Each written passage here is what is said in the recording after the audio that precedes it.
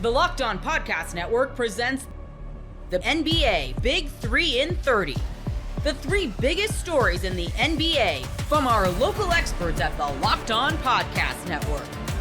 We bring you the real story, why it matters, what's next, who wins the big game, and more, all in 30 minutes. The NBA Big 3 in 30 starts now with the biggest stories in the NBA.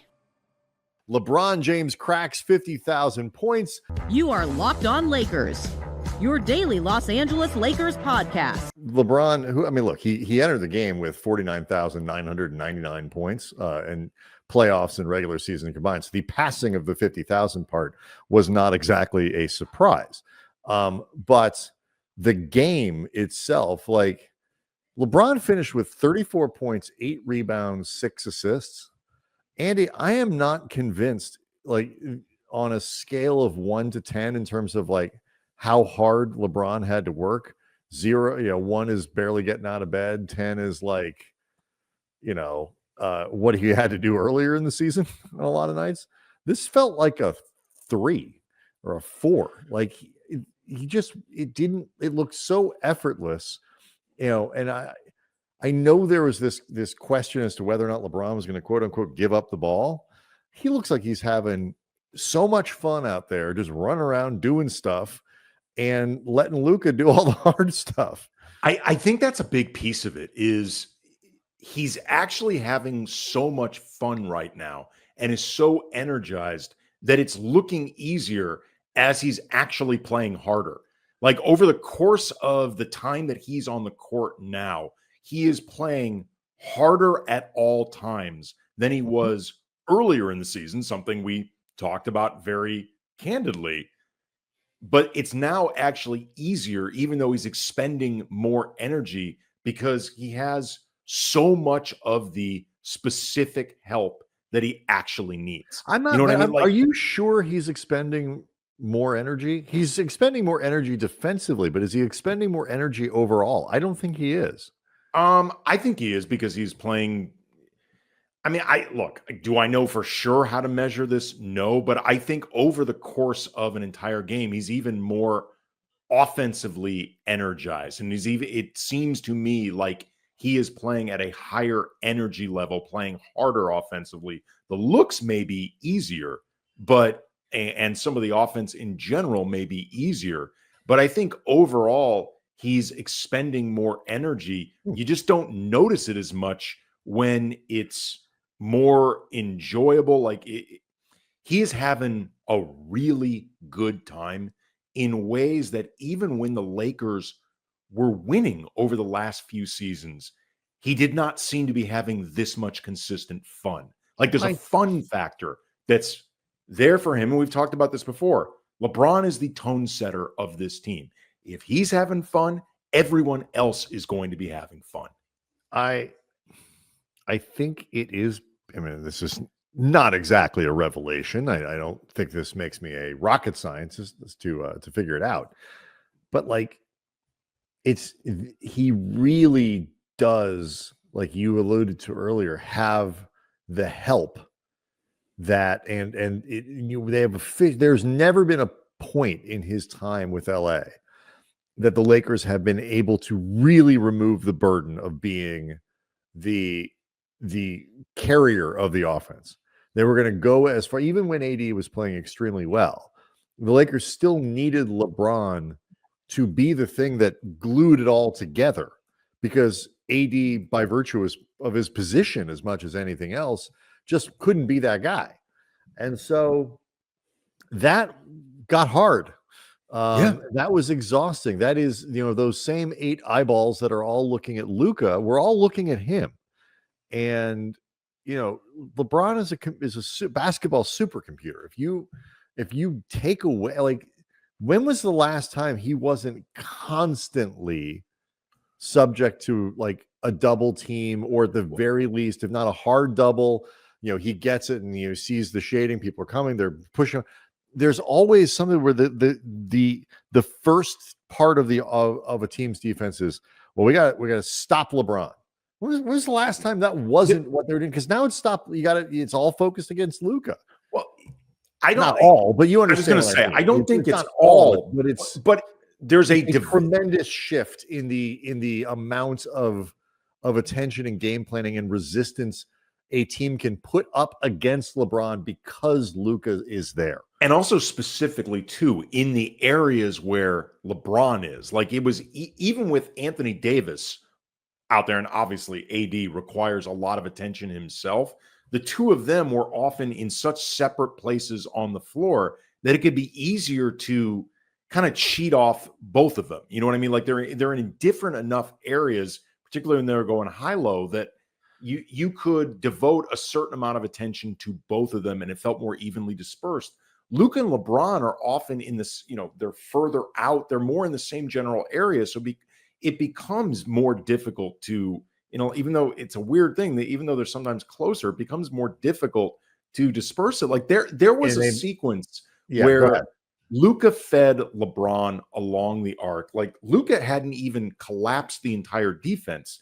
They were both near the 3-point line. Luka just took a couple steps in with the ball, drew two defenders.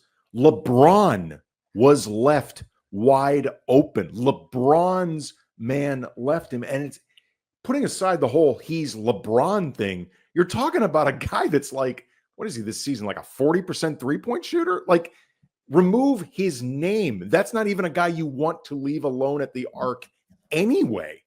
Much less when he happens to be LeBron F and James. Like, and it's crazy. They're so smart about spacing. They're so smart about where to move and when to move and all that kind of stuff. LeBron 39 and a little over 39% from three. Right.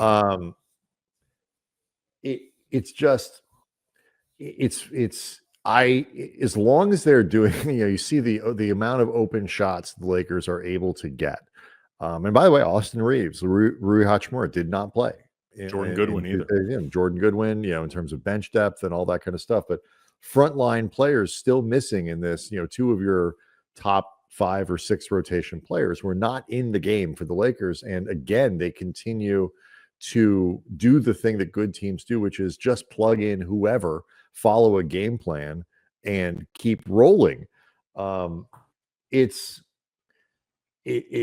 It is incredibly impressive to watch what this is, and they're not anywhere. I don't think they're anywhere near like the ceiling of what they can do in terms of understanding each other and drawing up, plays, the leverage, the skills that they now have, and all that. We're still at like the opening stages of this whole thing. You can't be at the ceiling, at least theoretically, until play enough games with everybody who matters on hand. Like they've had a handful of games without Rui, a handful of games without Austin. There've been a couple games without Luka. Like, they have not had everybody on hand for a big enough sample size to truly even know what the ceiling is. When the game tips off, the NBA action is just getting started, and there's no better place to get in on it than FanDuel, America's #1 sportsbook. With FanDuel, you can place live bets throughout the game, so even if you miss the opening tip-off or want to bet on a fourth quarter comeback, you can stay in the action. And if you're looking for a bigger payout, you can even combine your live bets into a same-game parlay. I love using FanDuel's live betting features because it keeps every moment of the game exciting. Whether I'm backing my team for a late game rally or picking a player to hit a clutch 3, I never feel like I missed my chance. Plus, the app is easy to use, and when you win, you get paid instantly. Tonight, I'm looking at the Bucks and the Mavs. The Bucks beat the Mavericks in Big D just a few days ago and look to finish the job at home. The Bucks played last night against the Hawks and won. They are 9.5-point favorites right now. New FanDuel customers can get $150 in bonus bets. If your first $5 bet wins, just visit FanDuel.com to join today. That's FanDuel.com for your shot at $150 in bonus bets. Make every moment more with FanDuel, the official sports betting partner of the NBA. A win for the Indiana Pacers over the Houston Rockets. You are Locked On Pacers, your daily Indiana Pacers podcast. Diving into Pacers Rockets, a win for the Pacers against a good Rockets team, albeit in some tough circumstances. Good win for the Pacers, who did a lot of problem solving throughout the game. They were awesome when things got tough. Tyrese Haliburton was just fantastic once again. They got little chip-ins here and there. And this game was a great measuring stick from how different the Pacers are now to how things were early in the season. And I really just want to talk about that because it was jarring to think back to the first Rockets game, which Tyrese Haliburton reminded us about after the game. And he is the story. I mean, I think talking about the last 8 minutes is real important. I think Miles Turner's close is important. Lots of stuff mattered for the Pacers to get this win. They figured out what they were doing wrong against a zone, and they themselves deployed a zone, which is very rare. All that stuff matters a lot, right? Little things here and there. They weren't the big thing. The big thing was Tyrese Haliburton continuing to just mash teams. My God, was he good in this game. Tyrese Haliburton, 36 minutes. Pacers won those minutes by 20. That means in the 12 minutes he was not on the floor. They lost them by 7, which matters a great deal against a Rockets team that had a very good bench. Tyrese Haliburton, 5 for 8 on threes, 4 for 8 on twos. If he's getting up 8 twos, you know it's a good game. And a noteworthy part of this was his trainer, Drew Hanlon, who works with Joel Embiid, Jason Tatum, a bunch of other good players, was at this game, sitting, I believe, courtside, like right next to Haliburton's parents. And, you know, we hear from Tyrese all the time about this, that Drew Hanlon tells him to shoot, right? Drew Hanlon was originally the guy that told him, hey, if you're going to be an all-star one day, you're going to have to shoot more than you do now. And there's this story Tyrese told us before about how when he was with the Kings and Drew Hanlon was even considering taking him on as a client, you know, he had a game in Philly where Drew Hanlon told him he's going to have to shoot more and score more if that's going to be a relationship that exists. And he had like 30 points and a career high that night in Philly for the Kings. They've worked together ever since. He jokes that Drew Hanlon always sends him a picture and says, look at the orange thing during games. Well, Tyrese Haliburton was certainly looking at the orange thing, a.k.a. the rim today. 16 shots. That's always a healthy number for him to get to. I've talked ad nauseum about him getting up his own looks when he's a self-creator. And he's able to be a self-creator because he's playing so much better recently, right?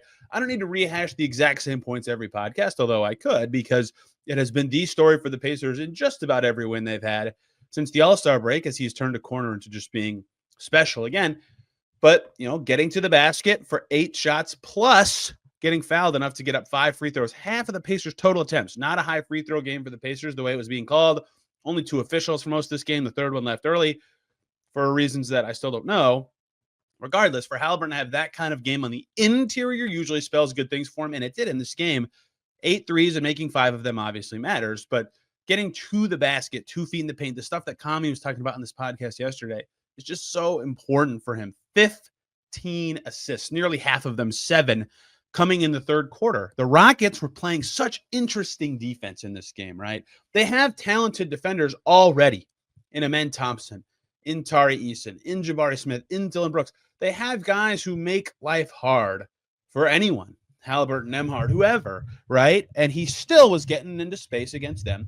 And in the second half, the Rockets would do similar to what we saw the Bulls do in this last game the Pacers played, send kind of 2 up to Haliburton at times, especially when he would go certain directions. And then they went to this weird zone and tried to get it out to force corner threes or force the Pacers to play in a really weird way. It wasn't a 2-3 zone. Şengün was up high, so you can't just throw it into the middle of the floor. It did lead to some easy high-low stuff for the Pacers, but it was tough to deal with at times.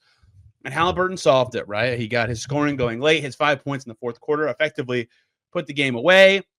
He was special, absolutely special. 15 assists. The Rockets as a team had 22, 28 and 15, 6 straight double-double, all points assists. I mean, just an absurd assist-to-turnover ratio every single game he plays. And when he plays like this, when he's out there, the Pacers are just so hard to stop. Since the All-Star break, he has 1 game where he did not have a points assist double-double. It was the Memphis game where he had 22 points and 9 assists. What was he thinking? Missing that 1 assist. You know what's funny about that Memphis game? That is his worst 3-point shooting game since the All-Star break as well. He went 4 for 11, 36%. Haliburton's 3-point percentages by game since the break. This is obviously absurdly unsustainable, right? 4 for 11 against Memphis, 4 for 8 against the Clippers, 5 for 10 against Denver, 7 for 9 against Toronto, 3 for 5 against Miami, 2 for 4 against Chicago, and then 5 for 8 today.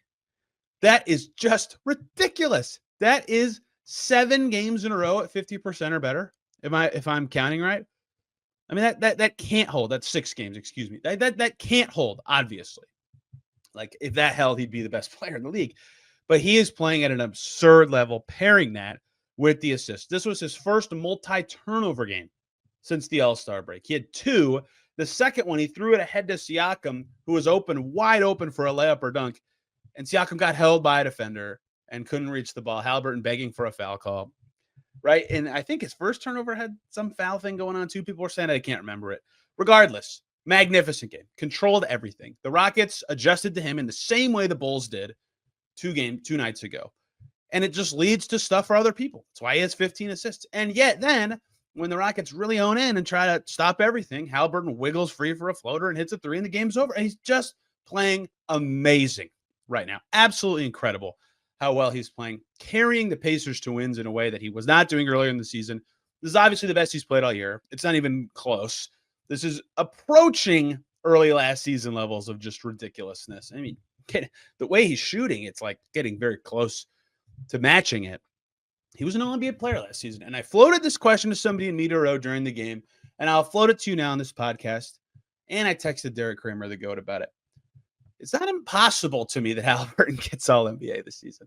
I would put the chances pretty low, like 10%, 15% or lower, right? Obviously, again, he's not going to shoot this well forever. You know, it's very likely that very soon he stops shooting this well. The assist numbers can maintain. We know that because it's happened before. And his potential assists for most of the season were basically where they were at last year. Like his teammates aren't shooting as well. That's fine. I expect his assist numbers will remain relatively steady. Right. He looks faster. He's getting deeper in the paint. Again, the shooting will drop, which means the scoring will drop, but not a ton. Like I think he could be about the average numbers we've seen in past seasons. I think he can be a 20 and 10 guy the rest of the way. The shooting's not going to be there. But if he keeps shooting this well for, let's say, 2 more weeks, right, he could very, very, very realistically get back to close to the numbers we've seen from him in recent seasons. He's already at 18.4 and 8.8, right? He was at 20 and 10.9 last year. If he can sniff 20 and 10 for the 3rd straight season and his 3-point percentage is approaching 40 very quickly, like he's going to get in the mix for this conversation.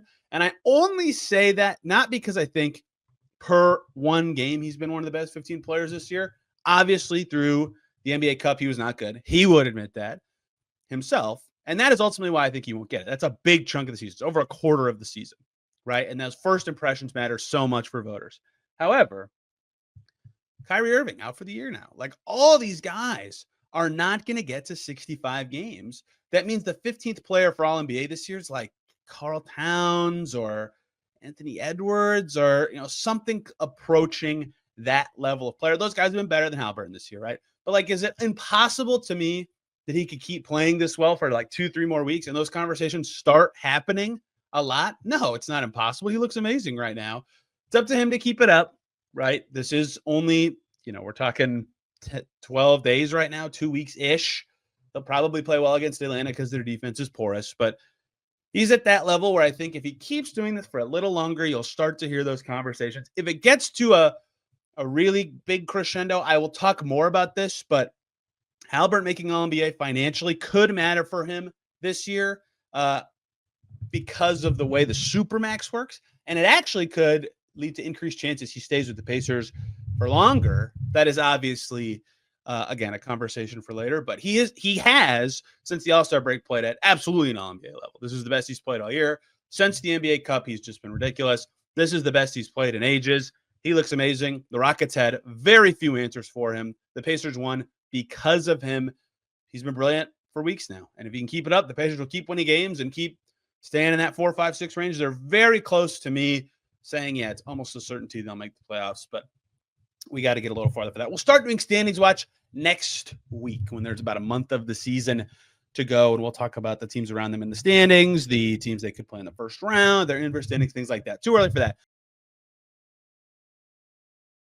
When the game tips off, the NBA action is just getting started, and there's no better place to get in on it than FanDuel, America's #1 sportsbook. With FanDuel, you can place live bets throughout the game, so even if you miss the opening tip-off or want to bet on a fourth quarter comeback, you can stay in the action. And if you're looking for a bigger payout, you can even combine your live bets into a same-game parlay. I love using FanDuel's live betting features because it keeps every moment of the game exciting. Whether I'm backing my team for a late game rally or picking a player to hit a clutch 3, I never feel like I missed my chance. Plus, the app is easy to use, and when you win, you get paid instantly. Tonight, I'm looking at the Bucks and the Mavs. The Bucks beat the Mavericks in Big D just a few days ago and look to finish the job at home. The Bucks played last night against the Hawks and won. They are 9.5-point favorites right now. New FanDuel customers can get $150 in bonus bets. If your first $5 bet wins, just visit FanDuel.com to join today. That's FanDuel.com for your shot at $150 in bonus bets. Make every moment more with FanDuel, the official sports betting partner of the NBA. Something about the Clippers brings the best out of the Suns. You are Locked On Suns, your daily Phoenix Suns podcast. This was the 9:57 mark of the fourth quarter. All right. So by this point, again, the biggest lead was 23. And by this point, the Suns had cut that down to 10. Okay. So keep that in mind. Like the Suns started the fourth quarter with, I guess looks like actually a 6-2 Clippers run. Yeah, wow. Okay. Hold on. No. That's the third quarter. The fourth quarter began with 2 threes by Kevin Durant and a dunk, and then a Grayson Allen 3. So the Suns were on a run. It was a 19-point game going into the fourth, and they had cut it to 10. That's more like it. And then Mike Budenholzer calls a timeout Ty Lue calls a timeout to challenge a shooting foul on Nicholas Batum on, sending Mason Plumlee to the free throw line. It was kind of weird that Batum was even in there. I believe that was like one of his only stints of the game.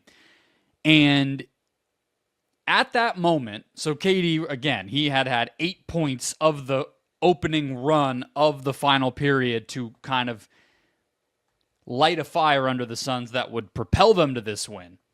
And he took it upon himself to demand more from the crowd, and so they're reviewing the Batum foul.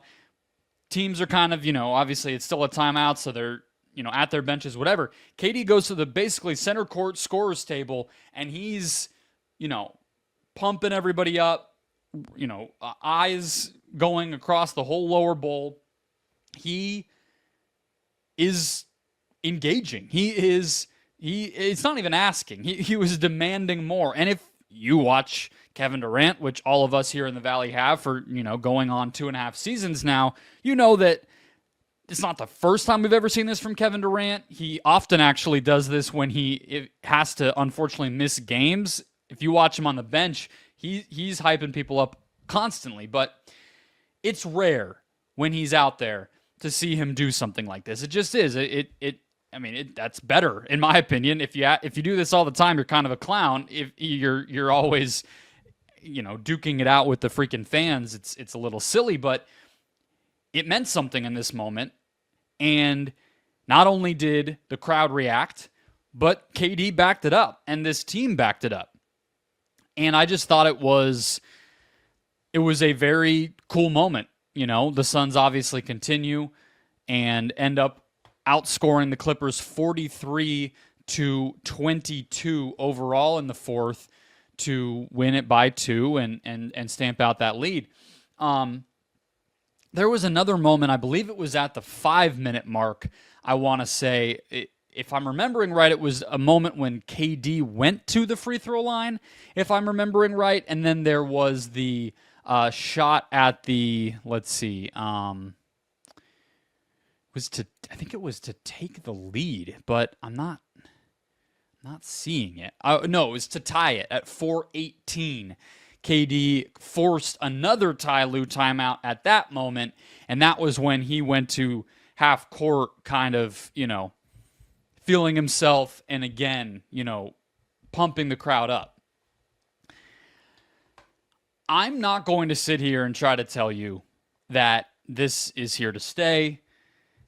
KD actually said, that this, his encouragement, his communication, leadership with the team has been to actually not zoom out too much, not to be using the standings necessarily as motivation or to, be telling yourself some kind of big story of we've lost this many, or this, we thought we were going to be this and now we're that, and so we need to prove something, just to really, really hunker down on the game to game. And so, I don't think they're going to sit here and say this fourth quarter proves we're this kind of team and the whole, stretch run's going to flip now and we're going to just start racking up wins and this is our time. I don't think it's going to be like that. And it would be crazy for me to tell you that it's going to be like that. It would be crazy for the players to tell you it's going to be like that. The reality is this might have felt different. This might have looked different, but it could end up being exactly the same thing. That's just the reality of the situation. And if you had asked me in the second quarter, in the third quarter, to recap this game for you, I'll just tell you, I was upstairs in the overflow media, which is a lot of the people who maybe aren't going to be writing, instant reaction articles or doing any kind of radio or anything like that. And they're more flexible to leave. I kind of fall in that category, but I don't leave. It was a ghost town in that second half. About half the people who were there at the beginning of the game had left because that's how ugly it was. The Suns were down 65-46 at halftime, and it was bad body language, turnover palooza, especially from Devin Booker. They're trying to execute a defensive scheme with a lot of overloading, whether that was on Zubats in the paint, in the post, whether that was, Harden on some of his ISOs or Kawhi on some of his ISOs, or, strategically leaving non-shooting players like Chris Dunn open, things like that. It wasn't working. It was a lot of the same Suns stuff that we've gotten used to. And if you had asked me in those moments to say, what's going on here, I would have said more of the same. Nothing to see here. But the fourth quarter did happen. And something flipped in KD to be more demonstrative and more, energetic and passionate than, in a big showy way than we typically get from anybody on any team. And they backed it up with their play, as did Durant. I don't know what to do with that, but I'm going to recognize it when it happens, and I do think it matters. I'll just throw this at you because I want to break down why, Mike Budenholzer deserves a lot of credit, the Colin Gillespie show, and a lot of other elements that went into this, the center rotation as well. But just, I don't know, tuck this away because as much as I can't tell you that this will change anything as soon as Friday night when the Suns play the Nuggets, I also can't tell you that this thing I'm about to say really will matter. But I don't think it's nothing that Kevin Durant made a point of doing this with the home arena crowd tonight and saying all the things he said about Mike Budenholzer that I'm about to get to at a time when most people assume the season's over and he's gone, right? I'm not saying this changes his future. I'm not saying that this saves the Suns season. I'm not going that far with either of those things. But I think if anything changes between now and the summer, or even now in April when the play-in and the playoffs happen, if a miracle comes and those fortunes change, I can tell you right now this will be a game we remember.